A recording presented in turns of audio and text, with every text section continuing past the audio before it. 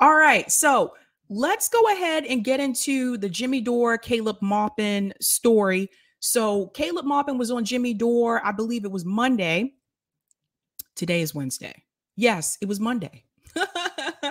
And they talked about a lot of things. They talked about the issue with Russia and Ukraine, and they also talked about the concern with BreadTube. So I want to play a snippet of that and give you my take on this as well. For those of you who do not know what BreadTube is, you're going to find out. So here we go.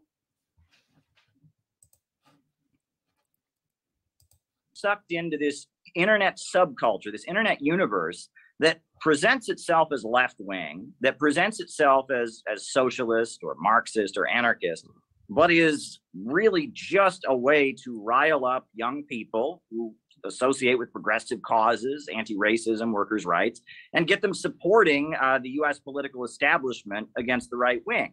And so the more I kind of observed this internet subculture, and these people are getting hundreds of thousands, millions of views. They're being promoted by the New Yorker magazine, and they're speaking in the name of Marxism and socialism and leftism. But the essence of what they say is that the United States and U.S. imperialism, they are the good guys against, these authoritarian regimes around the world. They're spreading freedom. They say that socialism is just an employee stock ownership program. They don't question the rule of profits. They just want to kind of experiment with worker cooperatives, basically. It's pretty clear that they are getting propped up by one wing of the establishment. Now, in the book, I want to comment here for a second for those who are not aware. So Caleb Maupin did write a book called BreadTube Feeds Imperialism. And so I do want to talk about the imperialism part for just a moment. Basically, BreadTube refers to commentators on YouTube that they appear to be socialists, or they say they're socialists, or they say that they're leftists, but they are at the same time feeding particularly a young generation pro-imperialist talking points. Some of you in the chat may already know the people I'm talking about. He's going to mention them as well. But this is what they do. And they have targeted a young group. They're really popular on Twitch. Some of them got started on Twitch. We'll get into that in just a second. And so they say that they're socialists. They'll say that they're leftists. But at the same time, you will hear them say that it's okay for the United States government to invade another country. It's okay for the United States government to intervene in another country's conflict. They are pro-imperialist and they are pro-war, but they talk about it in a way where it's not as blatant, if I should say. It's not as blunt when they speak these messages. They are called BreadTube because they are making a lot of money on YouTube, but they kind of came out of nowhere. These are not people that have been doing this for a long time. You guys know it takes a while to build up a following on YouTube. Those of us that do commentary, right? It takes a while. These are people who literally came out of nowhere, just one day, just woke up, started a channel, and boom, just like that, they have 300,000, 400,000 subscribers. That's not normal. I want to make that very clear to people. That is not normal on YouTube unless you are a celebrity or you are a public figure. But even if you look at some of the people who do commentary who were public figures before, you didn't even see that happen for them. So for example, Brianna Joy Gray was already a public figure before she started Bad Faith Podcasts. You don't see Bad Faith with 300,000, 400,000 subscribers that quickly, right?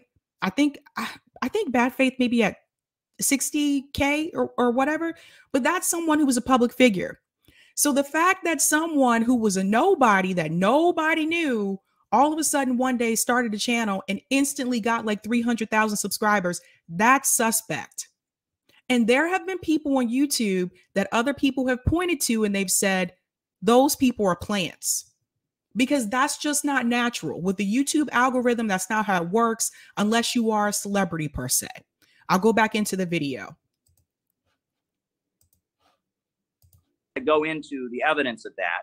But then we have further evidence of that thanks to the work of Max Blumenthal and the Gray Zone. We now know that one of these voices, Abigail Thorne, was directly being subsidized by the British government, by foundations tied to USAID and to the British royal family and such. So, you know, what I said in the book, based on estimates, right, based on some of the people in the background advising them that I heard about and other things, has now been pretty well confirmed. These folks are basically some kind of psyop to get young people that have socialistic or anti-imperialist instincts and get them to serve the empire.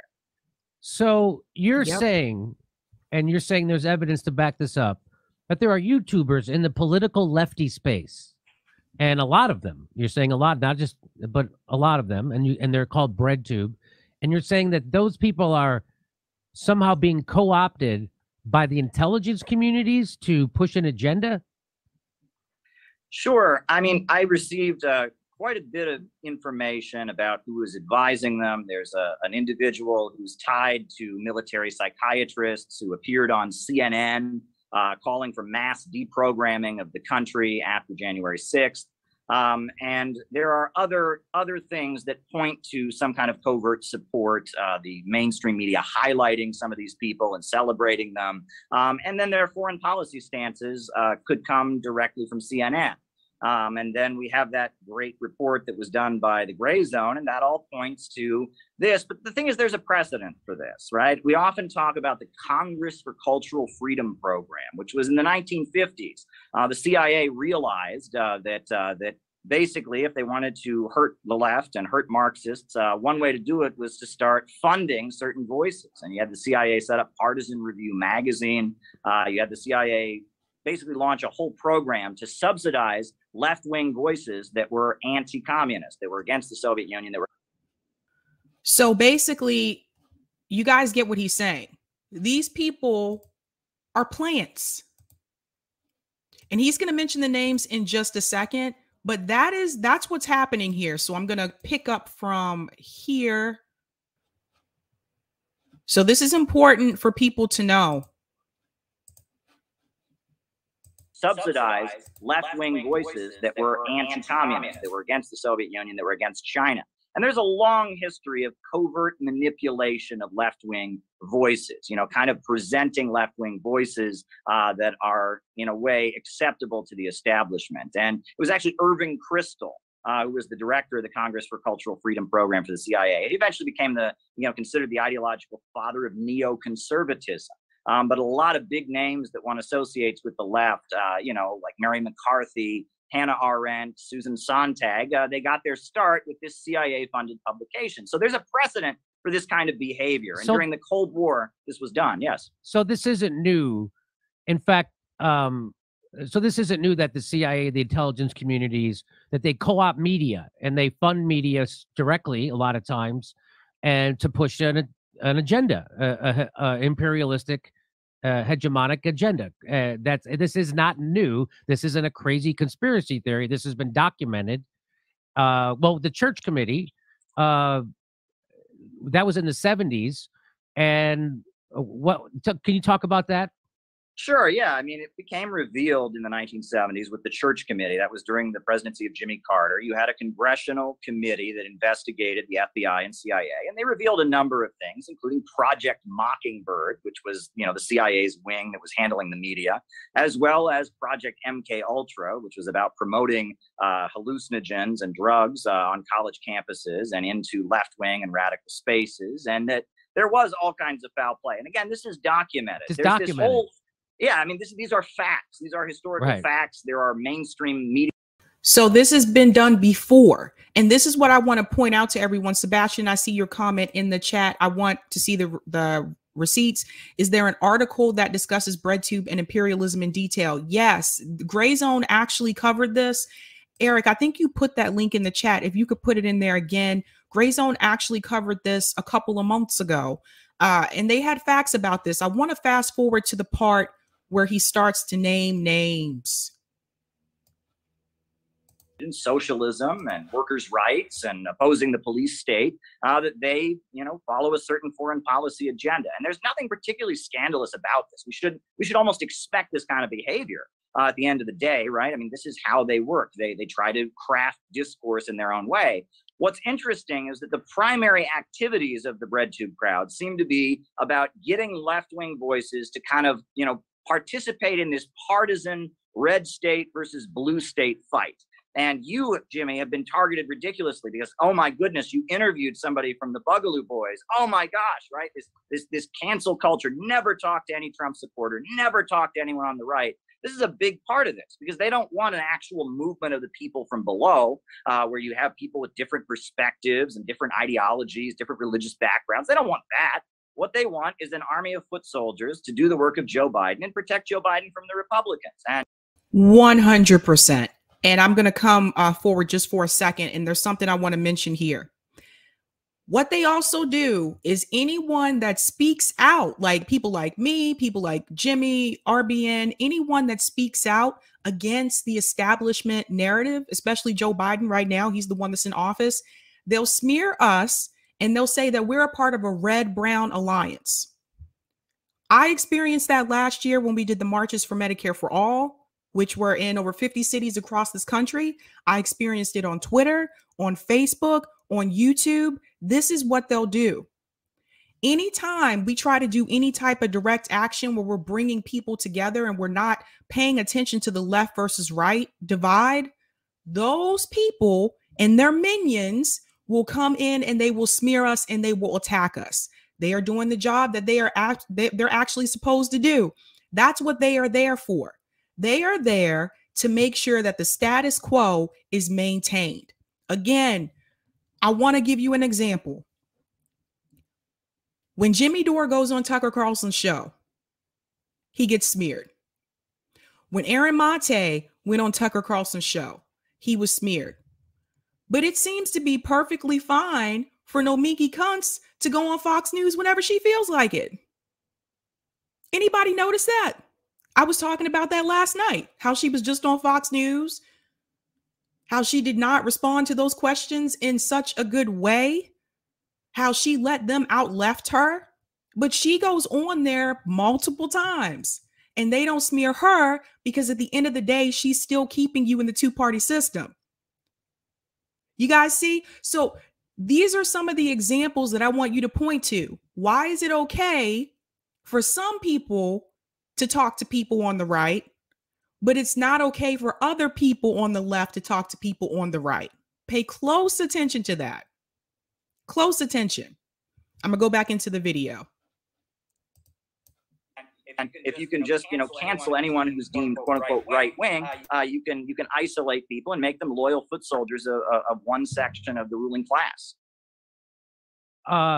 So they did come out. So that's the biggest thing that they seem to want to shut down, is if meeting the establishment and the intelligence community, if somebody from the left and the right figure out that they have common enemies that they can work together against, that's what they have to demonize, like they did to me when I interviewed that Boogaloo Boy, which, by the way, people still don't realize it. Boogaloo Boy, 100% different than Proud Boys. Boogaloo Boys are the antidote to Proud Boys. Boogaloo Boys are anti-imperialism, anti-cop, anti-Trump, anti-racist, and pro-LGBTQ and pro-Black Lives Matter. That's what Boogaloo Boys are. But the BreadTube people wanted to manipulate that and distort that into Boogaloo Boys are right-wing racists, just like Trump and Proud Boys and Nazis. That's what they wanted people to think, and it's the exact opposite. And that's why I trended on Twitter for 3 days straight one time, was because they have all their bots and everything coming out to try to create a false narrative that Jimmy Dore's working with Nazis, instead of Jimmy Dore is reaching out to working class libertarians who share a lot of the same goals of people on the progressive left, and we share a common enemy. And so they had to try to distort it. It's not, it works on some people. That certainly isn't helpful, but it's to a point where when people attack me that way, it actually does help me now, because now they see the people who are doing those attacks and we've explained to them who they are, except I didn't know who these people are. Who are the people who are on BreadTube? You mentioned someone named Destiny. I don't know.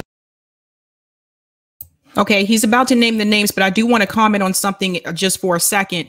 That was another thing. The whole Boogaloo Boy interview Look, I'm not a part of a Boogaloo. When I first heard about the Boogaloo Boys, I thought someone was talking about Electric Boogaloo.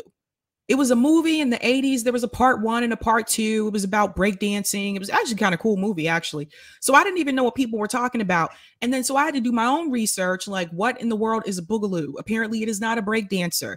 And yes, so I've seen things about this organization saying that is a racist organization. I've also seen things saying that it depends on the chapter. It's different, like, you know, segments of it. And apparently Magus group or whatever was not a racist group. They were pro LGBTQ. They were, you know, anti, I guess, government, definitely for gun rights. We're helping Black Lives Matter during protests. And I want to point something out. If it had been someone like Vosh who brought a Boogaloo Boy on, this would have not been a big deal. If it would have been Majority Report who brought a Boogaloo Boy on, this would not have been a big deal. It is only a big deal when it's people who are no longer fooled by the two-party system, who are no longer fooled about left versus right, who are focusing more so on the class issue and realize that the big problem that we have in this country is the elites hold on to so much wealth and the majority of Americans have so little. When those people bring on someone like that, they will be smeared and they will be attacked.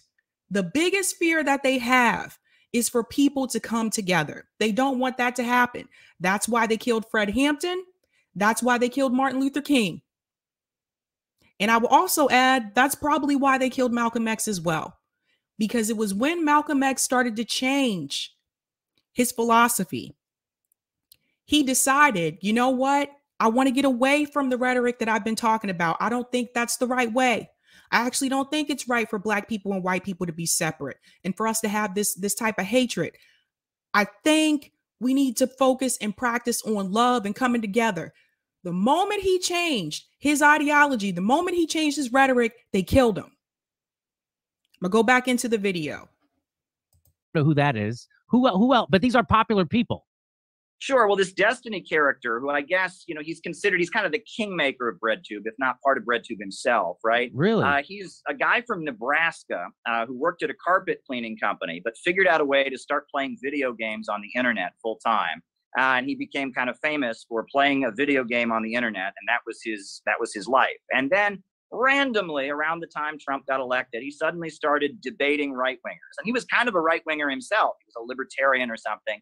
But then he started debating right-wingers, and mainstream media outlets were like heralding him as, oh, this famous internet troll is going to debate the right wing and debate Trump supporters. And he was getting a lot of play that way. And it seemed like that was his new gig, was debating folks. There's this character, I almost don't want to say his name, but I think we know him as Vosh, you know, and this character, I mean, his father's a well-connected Hollywood person. You know, he's from Beverly Hills. And he right now is just a cheerleader for the Azov battalion and the far right extremist forces in Ukraine. He's gone all the way in to just, I mean, he wants this war to keep going. He wants Russians to die. He wants a big war between the United States and Russia. And he's made that clear. And I want to chime in here as well. Yes, Destiny and Vosh, they are suspect and they are very dangerous. Vosh in particular has a young audience. And this is why I told you guys, I really want those of us at RBN to reach the young people. We need to reach the kids in high school. We really need to reach the kids in college. I'm talking ages 16 to 22. We need to reach that group. And I know I'm not reaching that group because when I look at my analytics, nah, bud, not that age group.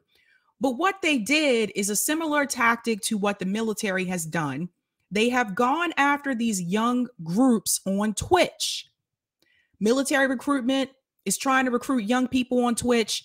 Vosh also, same thing. Remember, these people were gamers. And Twitch is the perfect platform for that. So what is very dangerous is that Vosh is having these talking points that are pro-war, that are pro-imperialist. And by the way, when he talks about these issues, he does so in such a calm tone. So it doesn't seem like what he's saying is bad. And if you're not educated about these issues, you can easily buy into what he's saying. So they are already starting to brainwash the minds of young people. This is very scary. And this is something that we have to break this up. We have to get in there. We have to reach the younger people. So they are already training them at a young age that imperialism is good and that war is good. But they will still tell you that they are socialist or that they are a left libertarian, or hell, even they're leftists. All these people are bought and paid for. Again, if you watch his streams, what's kind of amusing is that he's not very familiar with left-wing politics at all. I mean, he is handed lists of quotations, you know, from Lenin, from Marx, and he'll read them off as if that means you should vote for Joe Biden. And it's really kind of pathetic to watch. But one thing that I find to be interesting about all of this, you know, you talk about the importance of people coming together. You know, Mumia Abu-Jamal, that was an important cause in the 90s. This was a black liberation fighter who was facing the death penalty. And the reason that Mumia Abu-Jamal is still alive, he didn't get the death penalty, he's still in prison, but the reason that the state of Pennsylvania couldn't execute this former Black Panther was because a lot of people of different political views came together to stand against his execution. You had the far left, communists, anarchists, others. You also had Black nationalists, people with the Nation of Islam, Minister Farrakhan. You also had Catholic priests and nuns. The Pope stood against the execution of Mumia. You had Mennonites and Amish people. And in 1995, it was hundreds of thousands of people piled into Philadelphia with one demand: don't execute Mumia Abu-Jamal. And that's why Mumia, this Black revolutionary journalist, wasn't executed, because people came together, overcame their differences. But nowadays, it seems like instead of doing that, we're supposed to engage in this kind of politics where the left talks to their crowd and riles them up and tries to purify them of any deviant thoughts within their own ranks. The right talks to their own crowd and does this, and everyone gets poorer, and the country polarizes politically, and austerity and war march ahead. And this is why they don't want us to come together. It's working exactly the way it's designed to work. This is what I want people to understand. I see I got a couple of super chats. I want to go ahead and grab these. Thanks so much for the super chat. The Traveler, wasn't BreadTube exposed for being on the CIA's payroll a while back? Yes. Thank you so much for that. You guys really should check out that Gray Zone article. Thank you so much for the super chat, Ashura. You missed out Glenn on TMR. He's number 2 after JD. I don't know what TMR is. Oh, the Majority Report. He's number 2 after JD. Thank you so much, Ashura. Yeah, they'll come after him as well. They will come after him as well. Ty G has a good point. They're openly inviting influencers and social media persons to the White House. So that means they were doing it covertly before. Right. This is what I was telling you guys. They try to reach the young people. They're trying to get them now, because I told you guys this before. A lot of my students told me that they were more likely to embrace socialism. And the United States government knows that. So they're trying to do everything that they can to stop that. They want to keep them in the establishment narrative. They don't want them to embrace socialism. They see that coming. They see that as something that is scary. And so they're trying to do everything that they can to stop it. And that includes infiltrators. That includes people who pose as socialists, who pose as leftists, but they are really put there to keep you in the status quo. You got to watch some of these people, man. You got to be, it's terrible, because you even have some of the leftist commentators embracing these guys. Like, if you're on the left and you have a show and you were like all pro Bernie and you're given a platform to Vaush, that's very suspect in my book. That means either you want part of his audience, that means either you are falling for that narrative, or that means that you were fooling us all along and that's really what you feel, or you're just trying to get paid. Either way, either one, pick one. They're all bad. You should not be given a platform to people like Vaush. You should not be given a platform to people like Destiny.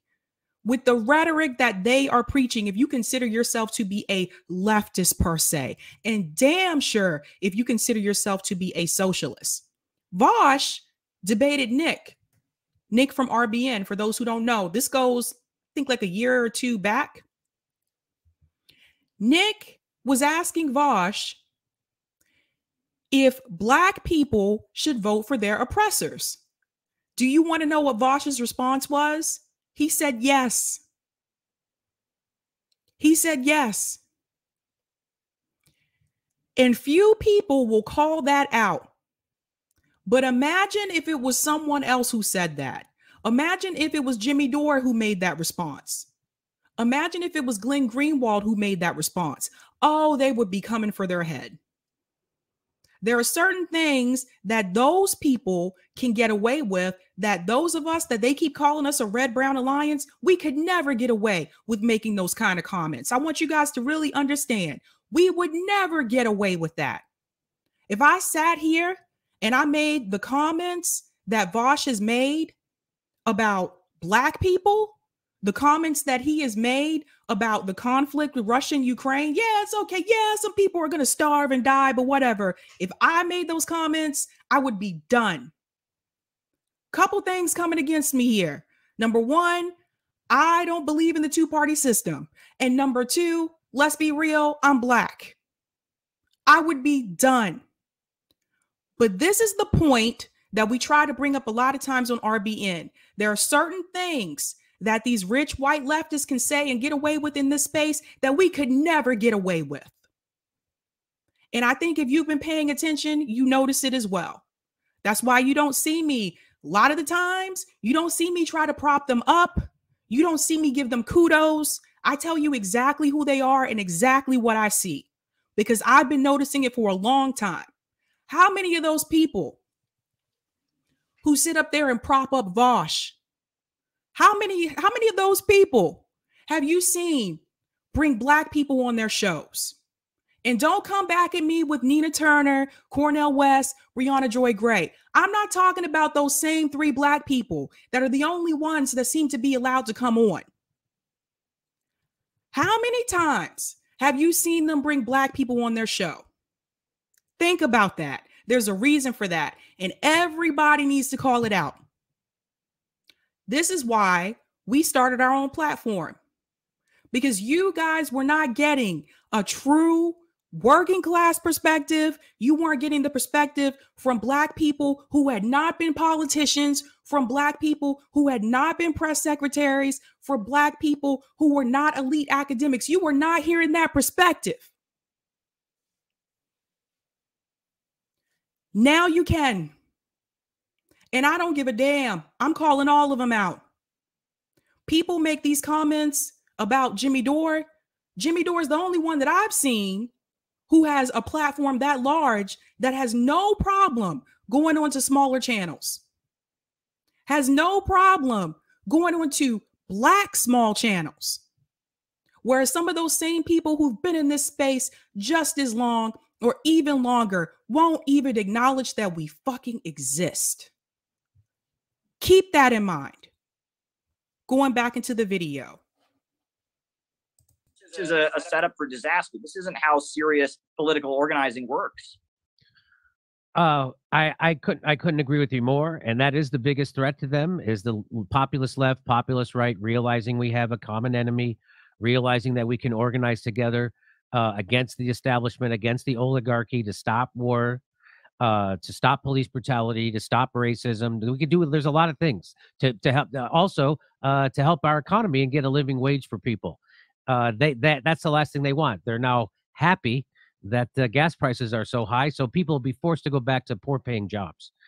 That's the world we're living in. And you're telling me that those people, those pretend, so it seems to me that the bread tube, or the people who say they're progressives or lefties on YouTube, but they're actually just shills for the Democratic Party. That's what I've noticed when I've looked a little into it.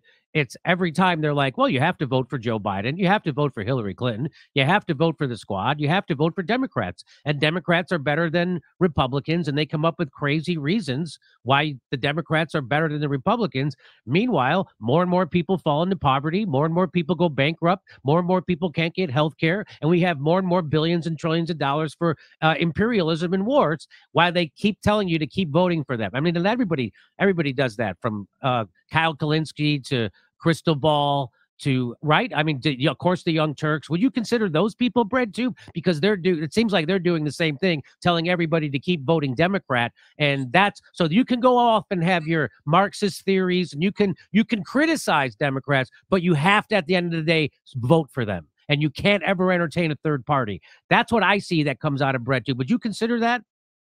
Sure. And even if those people are not considered bread tube per se, they're doing the same thing. They are feeding you into the Democratic Party. That's their job. That's their role. Now, once upon a time, I believed in putting progressive through the Democratic Party too, but that time has come and gone.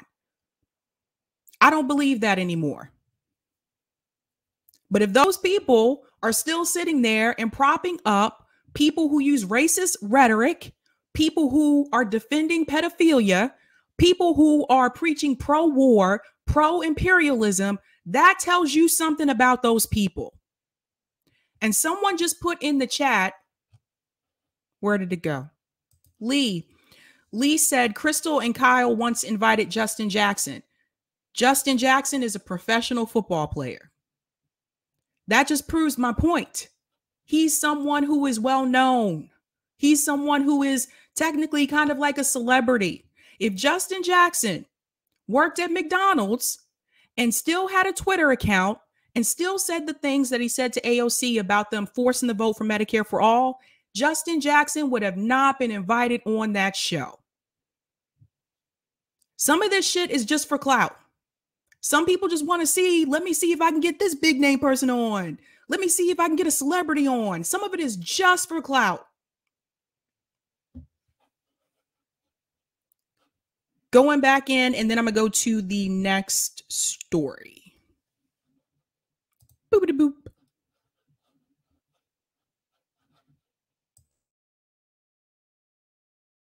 Sure, well, it's the same script. They're reading from the same script. There's no question about it. I think BreadTube is more specifically aimed at teenagers, people in their early 20s. Okay. And it's got more of a grunge vibe. You know, it's people sitting in their basements streaming. It's documentaries and things that are more alternative looking. It's got that more punk rock alternative aesthetic. But it's the same script that Young Turks is using, the same script that Kyle Kalinske is using, same narrative. What I find interesting is, again, they've gone after you because, oh my gosh, you interviewed a Bugaloo boy, right? But none of this cancel culture ever applies to Joe Biden. Ever. Someone just said something that I thought was really interesting. Synthex says AOC wouldn't have responded to Justin Jackson if he worked at McDonald's. Right? They don't want to talk to working class people. It's just a reality. I did see a comment here. Greg Bruce said, all Vosh knows is how to insult people and be a dick. There you go. George said, Sabby is great. MMA Nick Cruz. Who else is there? Recommend some people. Sabby. Follow Unapologetic on YouTube. He is heavily suppressed. He's really great with foreign policy. Definitely follow him on Substack as well. Follow the rest of us at RBN. Nick and I are on RBN, but there's also CJ and JB and Josana and Rome. Definitely follow Revolutionary Blackout Network. And then also I would check out people from MCSC like Nico and Franco and Glory, who does not get the credit and respect that she deserves. She is incredibly young. She is incredibly intelligent. And she does not get the respect that she deserves. And part of that, again, has to do with the fact that she's Black. I'm just going to be real. Glory could read circles around someone like Vosh. But you would never see her on Crystal Kyle and Friends. Just keep that in mind.